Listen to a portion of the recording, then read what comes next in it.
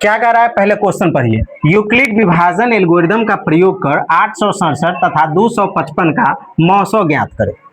यहाँ पर सवाल पढ़ते वक्त कुछ चीजों का ध्यान रखना है, जैसे कि इसका नाम यूक्लिड विभाजन एल्गोरिदम, नाम याद रहेगा। जब ये इसका प्रयोग हुआ, यूक्लिड विभाजन एल्गोरिदम का बात चला और 2 नंबर आपके पास आ गए, तो आपको सीधे छोटे नंबर से बड़े नंबर में भाग कर देना है। क्या करना है, भाग, और जो आपका आंसर आएगा, ठीक है, वही आपका भाग बनाइएगा, जो आपका भागफल आएगा वही आपका आंसर होगा।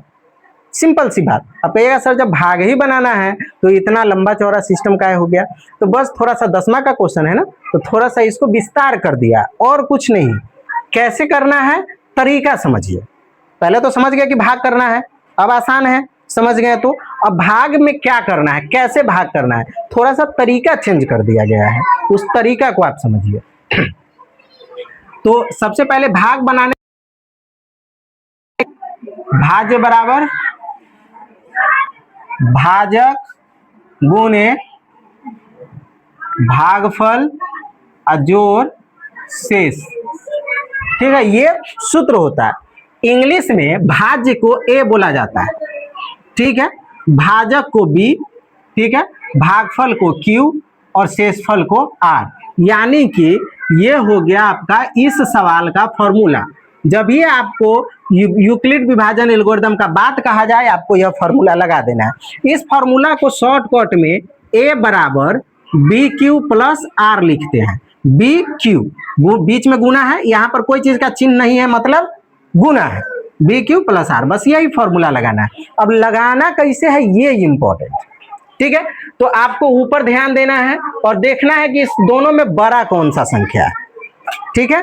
867 बड़ा है, तो यहां पर एक लाइन आप लिख दीजिएगा। क्या लिखिएगा, 867 बड़ा है, फुल स्टॉप नहीं, कॉमा लगाइएगा, बड़ा है, इसलिए क्रिया का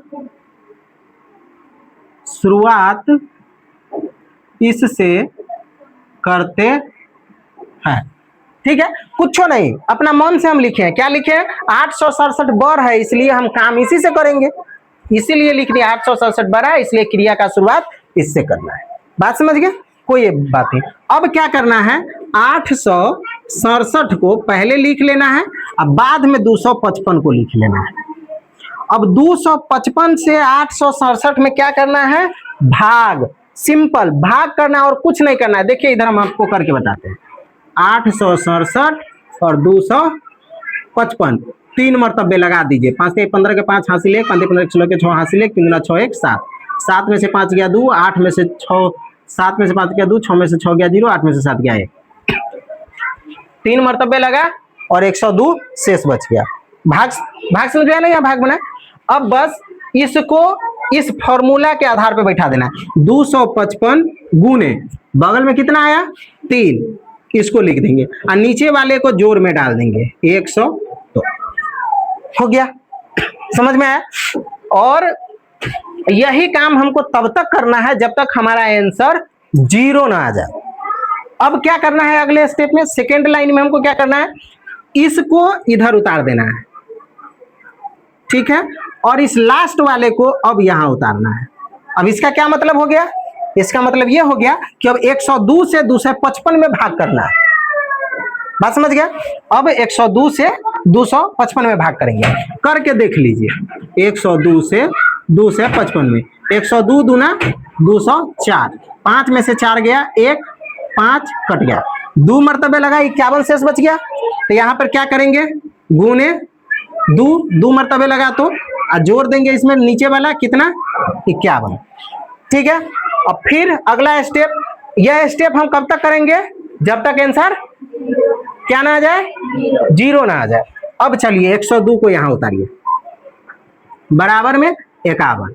अब 51 से 102 में करेंगे, 50 दूना 100, तो 51 दूना 101, यानी कि 2 मरतबे लगाएंगे तो 101 हो जाएगा। लगा के देख लो, ऐसे कंफ्यूजन हो तो 51 से कितना में भाग करना है, 102 में, तो 51 दूना 102, पूरा कट गया।